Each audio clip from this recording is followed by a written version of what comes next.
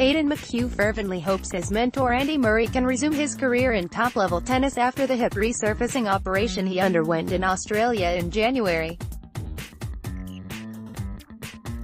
But in the meantime, Scotland's emerging tennis star also feels he can derive inspiration from Tiger Woods and his remarkable sporting comeback at Augusta National a fortnight ago. McHugh is an outgoing, bubbly personality off the court, but when it comes to a series of punishing encounters in the early rounds of Loki Futures events against older players who have dropped down from the Challenger Tour, the 18-year-old from Bearsden hopes to develop the eyes of the Tiger. "I've been playing a bit more golf recently and I watched the Masters. Tiger was just unbelievable," said McHugh, a former Australian Open boys semi-finalist who hit with both Murray and Federer in the lead-up to last year's Wimbledon. "It was interesting. As soon as he won, he showed so much emotion, but up until that point he barely smiled or even spoke to his caddy.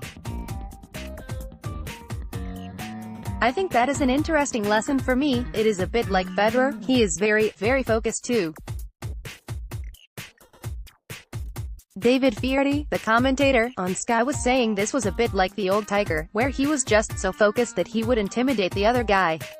"When it comes to tennis you have to be really focused, and I don't think there is going to be any negatives from trying to be as focused on what I am doing as I possibly can be. Then off the court I can relax." McHugh, now training at the National Tennis Centre in Roehampton with the rest of GB's young guns, was back where it all got started on Saturday, checking out the new facilities at Thorne Park Tennis Club in Bearsden, recently improved for a six-figure sum. This is where he got his first ever tennis lesson, in the company of Jordan Gray. "Not that everything always went to plan. The first time I went down for a hit was about 5 or 6 and my first lesson with Jordy was about 8, said McHugh. "I am sure the first time I went I fell down and cut myself before I even got on the court. It was literally a 2-minute drive from my house, so it would be myself and my brother, and we ended up going quite a lot, in amongst all the other sports we were doing." While thrilled to be given honorary membership of the club, and get a chance to hit on the new artificial clay surface, the next part of McHugh's season will continue on the hard courts. Too old now to play in the Junior Grand Slams, the Scots' only chance of making Wimbledon this year would be on a wild card. Due to sweeping changes in the ranking system in tennis, the focus is on painstakingly building up his ranking. "I will be playing on clay at some point later in the year, but for the next couple of months I will be staying on the hard courts of the Futures Tour," he added. "But the courts are great, they are more durable, they don't get so slippy, and will be great for kids to learn on. It was so nice of the club to give me an honorary membership. It means I can go along anytime and play." There was heartening footage of Andy Murray hitting a ball on court recently as he continues his recovery, and McHugh hopes to catch up soon for a progress report.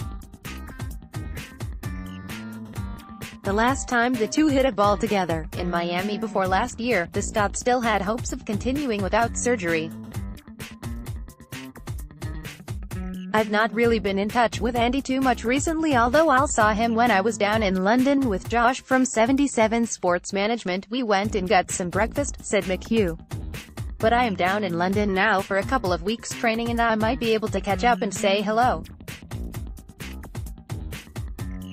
He knows I am just trying to improve. Right now it is a bit tricky with the kind of players you are getting, but you just need to keep going and hope for that bit of luck.